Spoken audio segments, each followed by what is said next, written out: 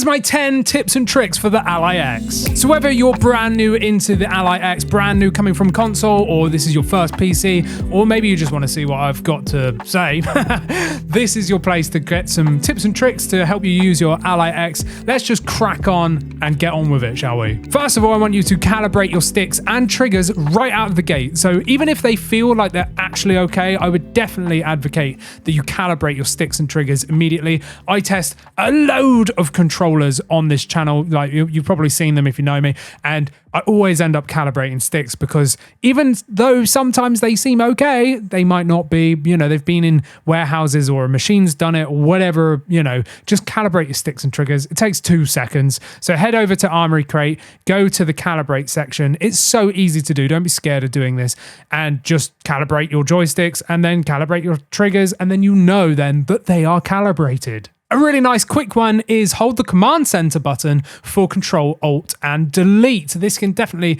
get you out of a pinch if you need to end task or whatever and you haven't actually assigned that to command center. So you can pull that up, you can pull up Task Manager or shut the system down, whatever you want. Really easy to do. And another one just as easy is hold the Armory Crate button for whatever button remaps you've assigned. I really like this because you don't then need to actually open Armory Crate, go to the button mapping bit and then look. You can just press and hold it and go, oh yeah, that's what I assigned. And talking about button mapping, I see so many comments going, Andy, my back pedals don't work. I don't understand what's going wrong. And yeah, let me show you how to do it. This is how to get button remapping to work. So first of all, shut down your game, shut down everything that's on there.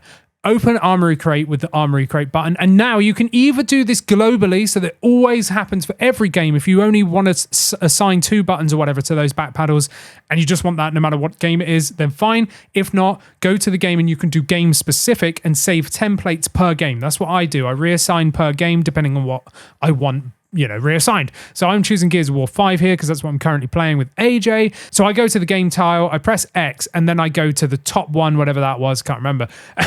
And then I can choose my layout, and that is then going to save that template for that game specifically, right? So now I've created the button mapping I want. The same thing for if you've just done this globally, doesn't matter, just assign the buttons that you want. Then back out of that, right? Make sure your game is closed, obviously, but now we want to open Command Center, not Armory Crate. So minimize Armory Crate, open Command Center, go to your little controller layout, and you do not want to be using the desktop mode and you do not want to be using controller mode. You want it on auto. Now you would have actually had a pop-up initially that you probably read, skipped it and said do not show me again, but if you open games through Armory Crate and you haven't set it to auto, it will say, do you want to set your controller layout to auto to basically get your back paddles to work? It tells you this, but most people are just like, get it out of the way, and they forget, right? And then go, why is it not working? It must be on auto, and you must also launch your game through Armory Crate. So stick your controller setting to auto, go to Armory Crate to where your games are, open the game via Armory Crate, and ta-da, now your back paddles are working. Now this is a really easy one, and it took me a little while to figure it out myself because I was using the pre-production model, and I didn't twig it until I actually got my unit. But the left stick scrolls pages ups and downs. Ups and downs? Yeah, that. So before, I was using the right stick to try and grab the little slider on the side of the page and scroll up and down. Yeah, now just click inside the window that you want to scroll in and the left stick will scroll you up and down. Now this is a really good tip and trick. Just turn off VSync always. You don't need VSync because you've got VRR FreeSync, right? So the actual panel itself is going to adjust to the output of frames coming from your GPU, marry them up perfectly, and then it will look super smooth with 0 tearing so that you do not need to use VSync. The only time you might need to use VSync is when you're outputting FPS well above the 120 frames per second maximum limit of the VRR panel. Then you might get tearing if you've got a game running at like 250 FPS, right? The panel only supports up to 120 FPS. So when it's above that, you might want VSync. If not, just turn it off. I've not needed to use VSync at all because I'm normally trying to push the games to look a little bit better. So I'm normally under that 120 FPS. Now this one is a two-way street because if you disable this, you're going to lose a little bit of battery life, but you're going to gain something awesome.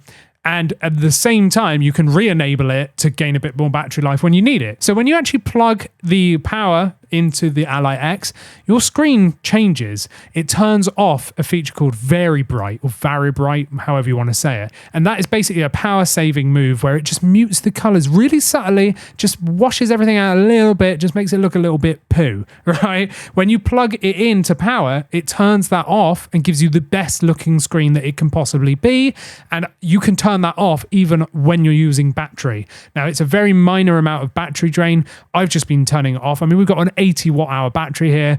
I don't care for like maybe a 0.5 watt like extra drain, whatever. But yeah, so go to AMD software and then go to display and scroll down, and there is Very Bright, right? And this actually has a slider, so you can choose how like drastic that it does its thing, right? I've just been hardcore turning it off, but you can turn it down or bring it up if you want more power setting. Like I said, if you're in a pinch and you're going away and you know you want the most power you want, turn this back on and put it on maximum power setting, but the screen will look a bit rubbish. Right, next up, I actually reconfigure the power button to go into hibernate when I click it instead of sleep mode. So sleep essentially puts it in standby mode and it will drain battery whilst in sleep. However, when you do hibernate, it's essentially like a full shutdown, but it kind of remembers everything that was open, so it's not just like completely disabled everything. So it takes a little bit longer to load back up, but everything's still there, and also there's zero power drain, right? So sleep drains power when it's in sleep, hibernate does not. That's basically system shutdown. And to do this, what you want to do is type in the search bar hardware and sound, or go to control panel, whatever, and then go to power options, system settings, and then you can set the power button. I think it also has a little thing when you get to the power options bit that it says like control what the power button does or something. You can click that as well, or just find system settings and then set power button to hibernate on battery. So I've got it when plugged in, it just goes to sleep because I don't care about the power draw, right? I mean, maybe I'm just plugged in using it and I just want to pop out and get a drink. Well, then I'll just leave it on sleep. If I know I'm playing on battery and I want to come back to it in like an hour or something, I can save more battery life by putting it in hibernate, right? So I've got hibernate is the power button when on battery. When plugged in, it's on sleep. But just bear in mind that hibernate's going to take a little bit longer to turn back on, but you will save your battery. And now, talking about saving the battery, let's protect the life of your Ally X's 80 watt hour battery. So head over to My ASUS, and then there's a battery care mode here. Because yes, the battery has a pass-through mode, right? So when it gets to 100%, the power then, the battery like turns off, but you don't want to be keeping your battery at 100% all the time because there's too much power and there's too much energy. You're going to degrade that battery. The sweet spot for batteries, I think, is about 60% or 70% charge. Should never really charge over that. So if you're constantly plugged into power, you're constantly ramming it to 100%, right? And that's bad for the battery. So you can go to My ASUS and find the battery care mode. And what this will do is actually like shrink the battery down by 20% so that you're only maximum charging the battery to 80%, right? So there's that bit of headroom so that the battery's not completely getting rammed and then dying over time, right? So this is really only if you're going to be plugging into a screen or staying plugged into the power all the time. It's just battery care. But what I like about it is, yes, you lose 20% battery, but who cares if you're always plugged in, right? But let's say you are going to be traveling or like going away for the day and you want that extra 20% battery, you could toggle on this extra feature called instant full charge mode. And you can even enable that to be like a little widgety thing on the front of My ASUS. There's like a little tick box for that. And that will then boost it to 100% capacity for the next 24 hours. After those 24 hours, it will go back down to the 80%, where you're probably thinking that you'll plug it back in again after 24 hours anyway. So that's just a nice tip to protect your battery over time. And talking about conserving battery, FPS limiter can actually save your battery. So if you're going to, again, go traveling or whatever, and you want to get the most battery life at that specific time, cap your frame limit. If you capped it at 30, I know that's quite harsh, but again, we've got a VRR screen, right?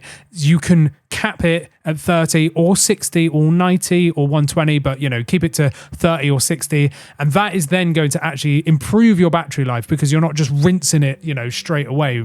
So that is another tip to save some battery life if you're in a pinch. And there we have it. There we go. They are my top 10 tips for the Ally X currently.